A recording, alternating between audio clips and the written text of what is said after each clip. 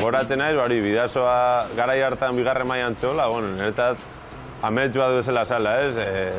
Pulpon jokatzetik, Bidasoa zelako talde batea salto ematea eta eskualoi profesionalea salto hori ematea, egia esan, kristona zela, eta ez uste, 7 urte hauetan, hainbeste gorak aingo genunik, ez? Desde que hace 7 años Kaoldi Odriozola tomara el tren hacia Irún, el jugador zumayarra ha ido creciendo paso a paso junto al equipo.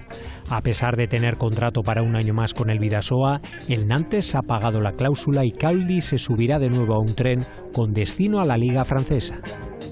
Nik uste Nantesena aukera hon bazala niretzako, azkenean talde oso potente bada, Champions jokatzeko aukera, Frantziko Ligan bigarren dabil aurten, alde horretik Nantesen, igual aukera gehiago ukikotela, igual titulon bat burrukatzeko.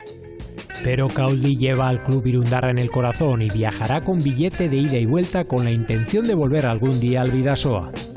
Nik espero, asko maitetela Bidasoa, azkenean irundarra ez, baina ia sentitzen naiz, eta nahet esperientzioa bizi, kanpoan, urte batzuk hortik bizi, baina egia ilusio handien gozila, azkenengo urtia hemen jokatu alizatea.